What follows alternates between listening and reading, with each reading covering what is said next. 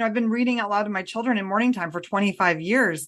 So these were all books that I'd read out loud. And as I'm reading to my kids, I'm always picking up on lessons in these books. I have actually a little sort of journal of my own where I write down quotes from books. And there's always a lesson to be found in these books if we're paying attention.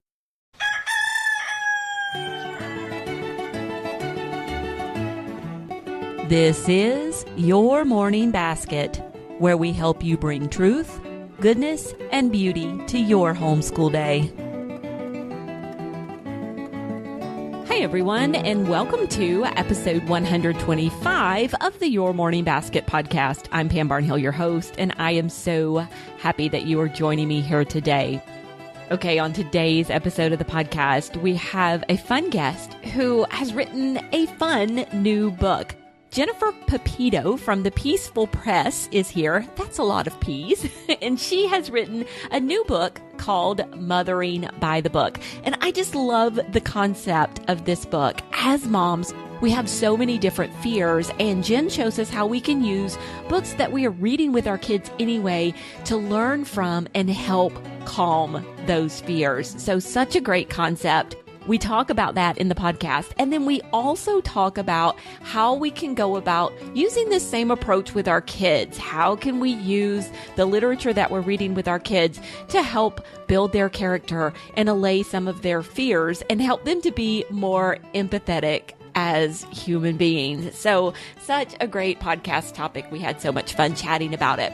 Now, before we get on with the podcast, I do want to let you know that we have our own little collection of literature morning time plans on our website where we dive into wonderful works of literature like The Hobbit, Anne of Green Gables, The Green Ember, and so many more. So you can come over and check those out. Those are in our shop at pambarnhill.com and just click on the shop tab to find those. And now, on with the podcast.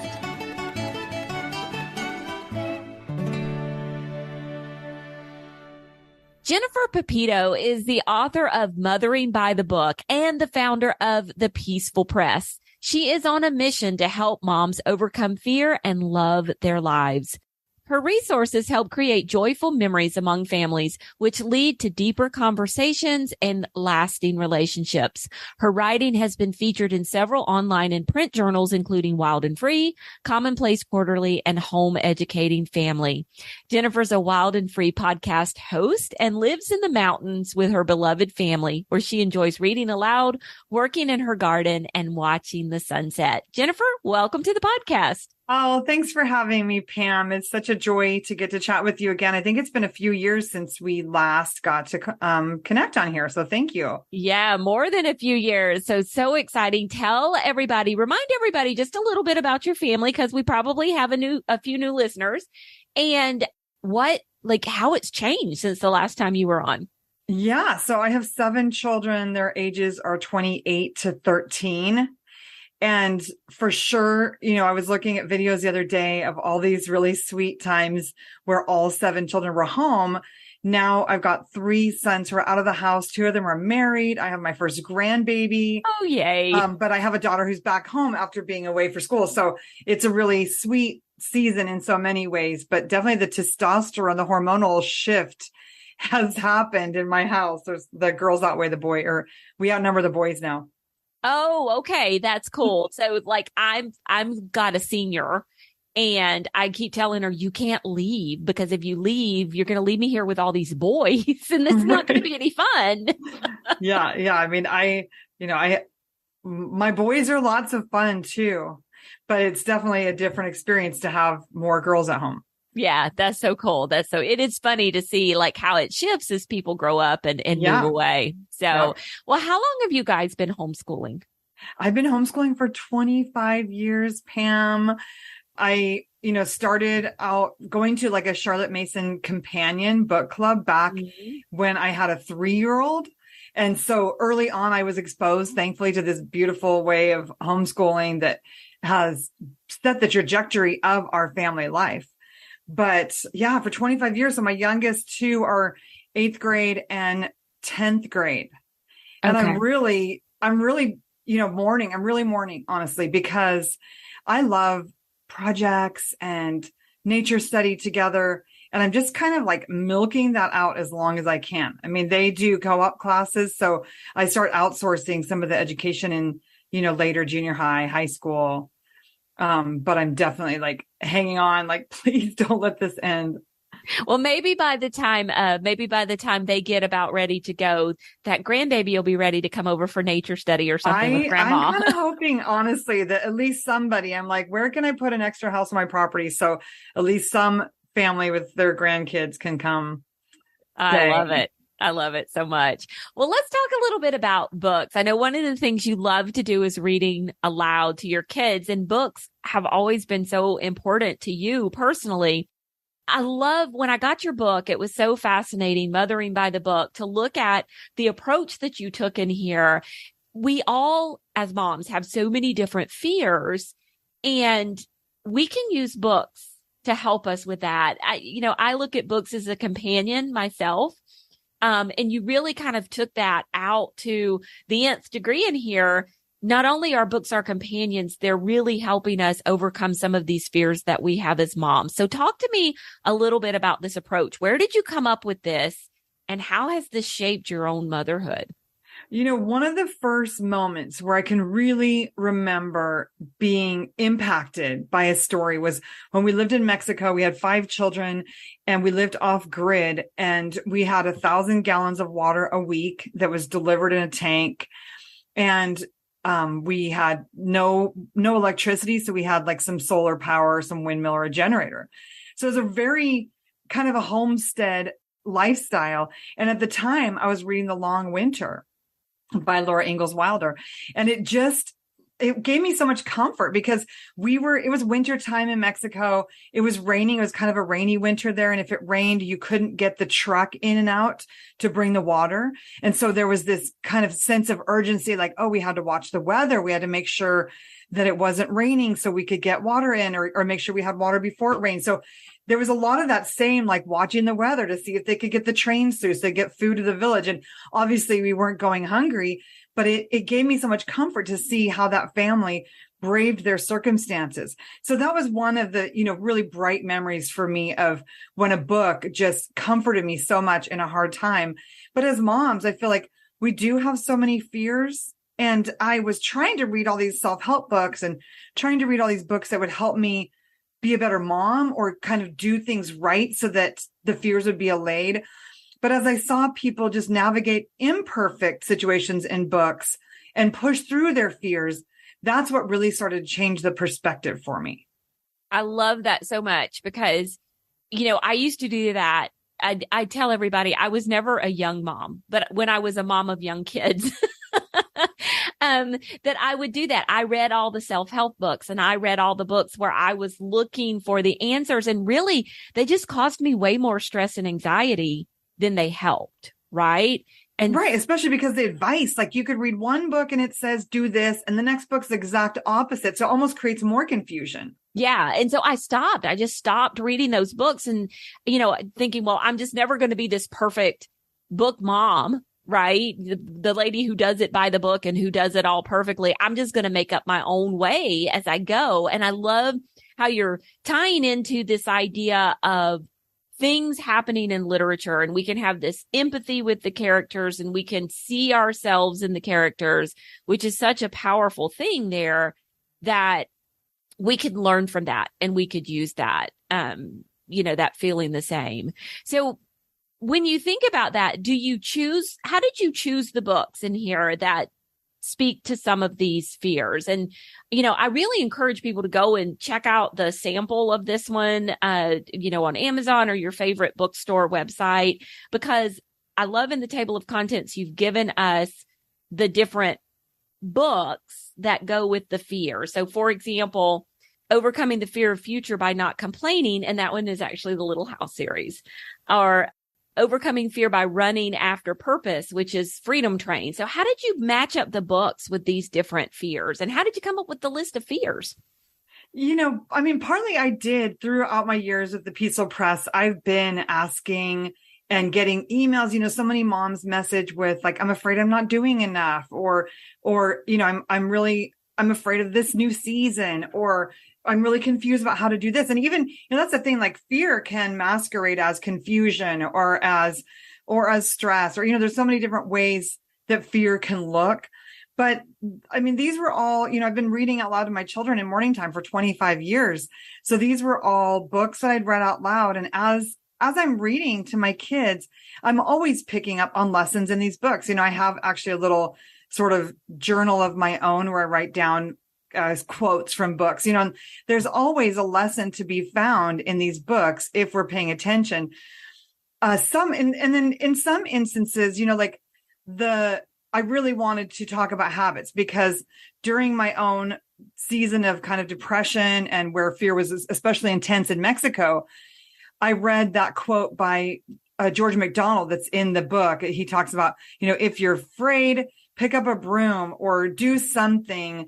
And so I really wanted to talk about habits. And one of the best books that exemplified that for me was Cheaper by the Dozen. I don't know if you've read that one out loud, but, just the way that family had so many systems and habits in place that helped them keep going, even when maybe they were afraid of their circumstances. And, they go through a real big tragedy in their house and they still keep going with those systems because they've just developed such good habits. So, in some cases, the book, I already had the idea from reading the book. And in some cases, there was a principle that I'd been learning through the books. And then I was like, oh, this is the perfect book to exemplify that principle.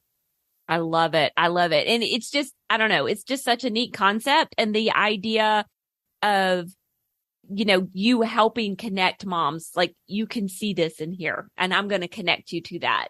This idea that there is something in here for you. It's not just a children's book. And we know that these are not just children's book, but there's something in here for mom too. So totally. And it's like, for myself, I do feel like the fears stole so much of the joy, stole a lot of joy from my marriage, from my parenting, from every area of my life. And I love my moms. Like it's, there's right now, I think there's like 5,000 people in my Peaceful Press Facebook group. I love these women. Like they are so precious. And I don't want these moms to keep staying in their head and then look back like me and be like, I wish I would have enjoyed that season more. Like that was my boys, when my boys were 10 and 12, and then I also had like 6 and 4-year-olds. I missed some of the real wonder of that season with those boys because I was so up in my head, worried about the future, worried about an older child or whatever it was. And I really want moms to just get a hold of this idea that you're loved, that tomorrow's going to be okay, and so they can enjoy this short time of childhood. Like it's for me, parenting children is almost over. Like my youngest is 13, so I don't have much time left. And I don't want other moms to look back and feel like they squandered that time worrying about stuff that's really not important. I love it. I love it so much. Okay. So the other thing I love about this approach is the books that you have chosen are almost all books that homeschool moms would be reading aloud to their kids. I mean, maybe not Pride and Prejudice, but probably once you get a high schooler, you're having to read that with your child. And so it almost feels like it's cheating because Right. because you're not telling me, oh, now you need to go out and read this big highbrow thing that you've got to make time for. If you feel like I have this fear and I would like to see what Jennifer says about overcoming this fear, it's just a book you can pick up and read to your kid. And you're not asking me to do extra work. So can I say I just love that? Yeah. And it's fun too, because a lot of the books actually in here are books that we've read through our Peaceful Press history resources. So we've read All of a Kind Family and saw how they built traditions. And we've had our little Rosh Hashanah celebrations, and we've read the Endurance and watched how they, went through these hard times. So it's really fun, I think, for the moms who we've been reading some of these books together to see, oh my gosh, I read this book and I saw this too. And look how it's being kind of spelled out for me, what we learned as we were reading. Yeah. Yeah. So extra credit for you for not giving homework to moms. They can do it with what they're doing already. Yeah. I mean, I think like we only have so much time to read to our children. And I think our attention span gets shorter and shorter as time goes on. And so I feel like why waste time on books that are difficult to read, or, I think there are beautiful books that have great lessons that we can choose. And that's what I've included. I love it. Okay, so I want to shift the focus just a little bit and talk about using this exact same approach to calm mom's fears with our kids. Can we do this with the books that we choose to read in our morning time with our children and kind of have the same effect on our kids as we would have on ourselves? I really think it has. In my own family, I've seen my kids do really gritty things like be a whitewater guide or rock climb. It's called different 14 pitches. So basically, my daughter like rappelled down Yosemite Falls or climbed up. I don't know what the rocks are, but they're many stories high. You know what I mean? So I've seen my kids through this approach of listening to people or learning from people who've done brave things. I've seen them then be able to take their own stand or navigate something scary with new courage. And I don't feel like they would have had that if they hadn't been reading these heroic stories. And that's one of the things that I really want moms to understand is like a lot of the stories that are like modern books, a lot of modern books don't have heroes anymore. I don't know if you've noticed that, but a lot of the modern books, the characters are so messy, and life is messy. It's true. But I think that kids, especially young kids, do need some heroes, and they don't need to know the whole dark side of everything all the time. Yeah. Because I think what that can create is sort of nihilism. Like it can create hopelessness, and that doesn't contribute to courage. But when we've been reading, we've chosen books in our morning time that encourage bravery, that exemplify people who stood up or made a choice that was hard, like Harriet Tubman, for instance. I mean, we talked a lot about, as we were reading that book out loud, we talked a lot about how she could have quit. She didn't have to keep going back to save people. She was free, but we, look at what she did. So I think the books themselves teach, but then always they lead to conversations that highlight these characteristics. Yeah, I love that. And that's one of the best things about reading with your kids in a situation like morning time. It's the birth of the conversations that come out of it. I think that's where a lot of the teaching comes from. Okay, so I don't want to throw you, but I want to ask you this. How do you do this in a way that's not moralizing or over explaining to your kids? Totally. Because I know Charlotte Mason really talks about like not using overly moralistic or I think she was a little bit talking about some of the Victorian books that were out there. And I don't think, for one thing, the books that I'm reading, Little Britches, for instance, that's messy too. Like he makes some mistakes, but it's really clear that he's made a mistake, that he's disappointed his dad. And then he almost always, he always fixes the problem. Like, so the story itself has some of that conflict, that good and evil and that messiness, but I don't think I have to explain because my kids are getting it. But then the discussions that we have, it's not like I'm saying, look, kids, this is what you should do. But it's more that I'm making an observation. Oh my gosh, look at how we just read Miracles on Maple Hill. Look how Mr. Chris was always doing good things for people, and people didn't even know it because he wasn't bragging about it because he was just such a good person. Like it was like I was making the discovery with them. I didn't plan a lesson ahead of time to teach them a character quality. It was more that I was enjoying the book. I was making the observation with them. You know what I mean? I think that's really key as homeschoolers to recognize that our own attitude towards learning and character growth, that's more what is going to be picked up on by our kids than some lesson that we prepare but don't live out. Oh, totally. Yeah, I get that. And I think it's such a good thing that, you didn't say, well, we're going to learn about this today and then bring out the lesson and ask them the questions and like beat them over the head with it. By simply making that observation, then they can say, oh yeah, I see that too. And maybe they could even come up with some other times during the story where they saw something similar and would point that out to you. So I love the modeling of that. So what are some lessons that you feel like your family has learned from reading literature together? You mentioned bravery. Yes, obviously bravery. I think one of the things that has really stuck out to us also in reading, because we've read the whole Little Britches series out loud a couple times, and in there, Ralph Moody gets in trouble financially. But instead of filing, and it was actually not his fault, it was a partner who defaulted on his loans. And Ralph Moody in the book, he like works really hard so that he can pay back those debts. And, so that was a huge lesson to us, just watching the way he was so responsible. Another lesson we've learned from those books, so many from those, was the way that Ralph always found mentors. Like, he was good with people. He cared about relationships. And it was often a relationship that helped him get out of a scrape.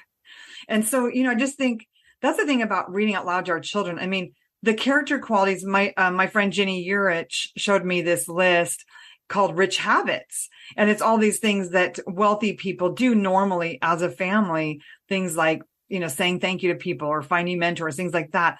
So many of these things are exemplified in these great books that we read, being courteous or working through conflict. And my kids, they're getting that lesson through the book instead of me necessarily giving them a daily character lesson. Yeah. Yeah. And it goes back to, I'm sure that because you've gotten those lessons from those books, you're modeling that for your kids as well. Like, you're the one who's being courteous and saying thank you and all of that stuff. And I just think back to my childhood, and so much of what I learned about the world around me and what I believe came out of the novels that I read.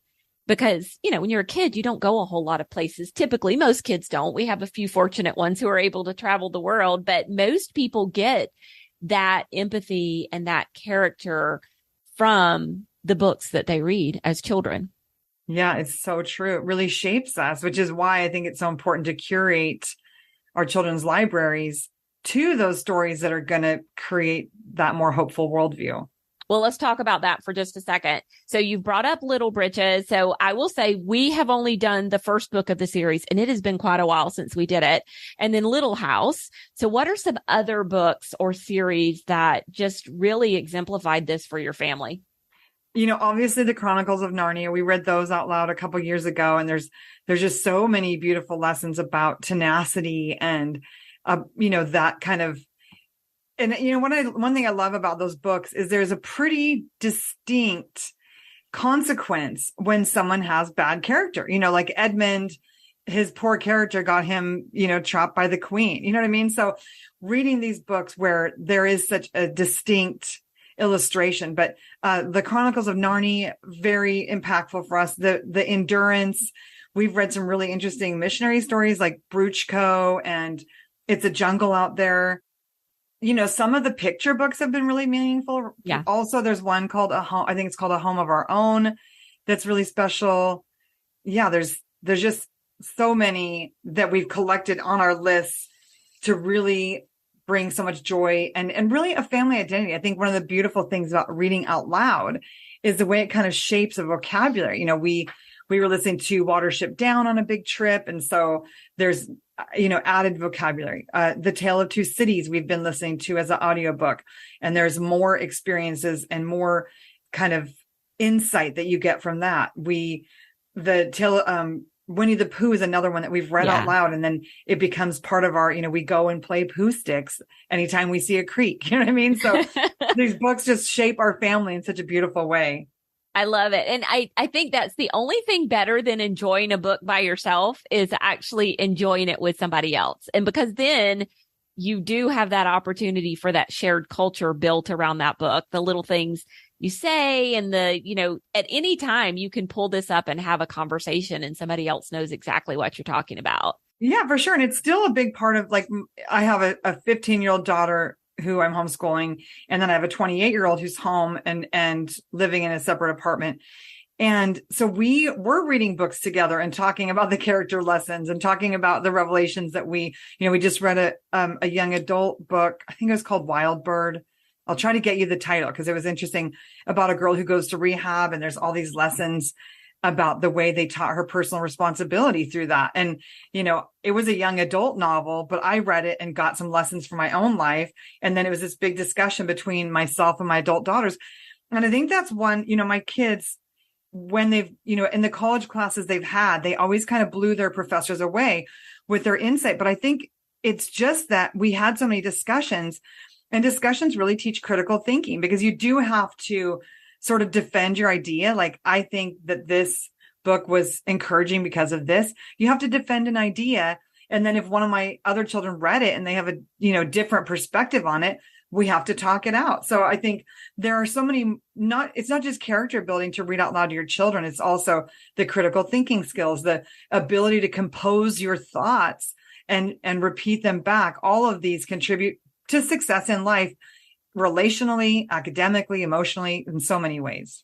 Yeah. And you just can't get that from, a series of comprehension questions or, like a workbook or something that goes along with the book. That really comes out of those conversations that you have. Absolutely. You cannot get the beauty of language that moves your heart from a workbook.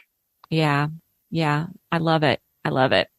So are there any things that moms can look for in books as they're, if they think they're observing their child and they're like, I'm really seeing this particular issue and I would like to subtly address this through a book. Maybe it's some fear the child has or just some point of character that they feel like needs to be worked on, maybe in even more than one child in the family. How can they go about finding the story that's going to do that? Yeah, I actually have a list on the page, motheringbythebook.com. There is a list that it's from the book. In the back of the book, there's like a list for every one of the fears. And then it has like books for mom and books for children. Like if you're wanting to develop better family traditions, there's a few books in there that talk about families who had great traditions. Or if you're wanting to help your child develop more courage, there's a list of books there, or living for a greater purpose. So I think that I'm not a huge fan of pre-reading. Like, I know Charlotte Mason diehards, they pre-read, so sometimes if I want to evaluate a book, I will pre-read it. Sometimes I will look up a parent review on it or look up another review. But I do think it's important to recognize, like, some of what we're doing is we're giving our children the books that will help shape more beautiful character. But some of it is also being aware if the books they're reading don't, if the books they're reading are disparaging of the parents, or if they do constantly have kind of a darker worldview. I think it's important for us as parents to get the insight on that, so we know if something is contributing to those fears, because it could be a matter of giving them something more positive, like, a book like Bruchko, where a guy goes into a jungle and survives living there, or a book like The Endurance, where they get shipwrecked and have to make their way back to civilization. A book like that is so encouraging. My youngest son just read The Devil at My Heels, which was the biography of Louis Zamperini. And I mean, there are so many beautiful character lessons in that book. The way that he, survived the unsurvivable, but then came back with such terrible PTSD and alcoholism, and then had this beautiful encounter that changed everything for him. And so I think that, partly it is giving them those hero stories and protecting them from those anti-hero stories. Yeah. And I think it's a good thing to point out, you're talking about a teenager who's reading that book right now. And it's not that the books don't have hardship, or the books don't have, show a rougher side with the alcoholism and things like that. But it's that in the end, the story is redemptive and right, totally. The person overcomes. Yeah. Yeah. And it's, an interesting example. Like, I just read, Where the Crawdad Sings. It's an adult book, and there's a lot of beautiful nature in there. It's so stunning. But at the end of the book, no spoilers, I'm going to zip it, but it's, I would not say it's a hopeful book in a way. Do you know what I mean? There's a lot of beauty in it, and it's fine for moms to read, but that's what I'm talking about, is just these books where nobody's really good. Do you know what I mean? Right. There's not kind of a consequence for wrongdoing. Everything's sort of muddy. And as moms, as adults, we can kind of handle that. Yeah. But I think it doesn't have to be like that for our kids, where there are no sort of visions of good and it's all just sort of muddy. Yeah. Yeah. I read that book too this summer, and it was like very thought provoking at the end. There were lots of different things to turn over, but it's definitely not a book I would want to hand to my kids, because you're right.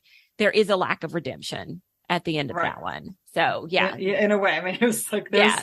It was, I thought it was going to be a happy ending, but anyhow. Yeah. We'll just leave that one there. Jennifer and I can talk about that one off audio. Well, Jennifer, tell everybody where they can come. Oh, the other thing I wanted to mention before we do that, Redeemed Reader. I don't know if you're familiar with that resource, but I do want to throw that out there while we were talking about finding good modern books for your kids, because so often the book list and the review sites have those more classic books. And then definitely go check out motheringbythebook.com, where you get Jennifer's list. But if you're looking, you were talking about reading reviews of the more modern books to make sure that what we're putting in front of our kids are worthy things. And Redeemed Reader is a great resource for that, because that's basically what they do. They review the more modern books from a Christian perspective and let everybody know, like, is this a book that you would want to give to your kids? Is this is it a book where there's some redemption and some good character and things like that? Yeah, that's so helpful. I know both of us on our website have lots of like book resources and suggestions. And then my teen daughter's also gone to Read Aloud Revival to find, because she has, YA lists and things like that. But it does take some research, but it's so worth it to have these beautiful books that shape our families in a hopeful way. Yeah, love it so much. Okay, where can everybody find the book, and where can they find out more information about you? Yeah, so the book is everywhere that books are sold. But if you go to my page, motheringbythebook.com, that is where you can get that free book list and a few other goodies that I've put together for families when they purchase. And I'm also on Instagram at Jennifer Pepito and the Peaceful Press. I love it. Love it so much. Well, I just love the concept of this. I'm so glad you wrote it. I think it's going to be something that blesses moms so much. And just like, even to the next generation, like, it's something that I can say, oh, what a great thing to do and use with my children as well. So kind of does double duty there for the mom and for the kids. So thank you, Jennifer. Oh, it was such a joy. And it's been so fun to chat with you today, Pam. Thank you for having me.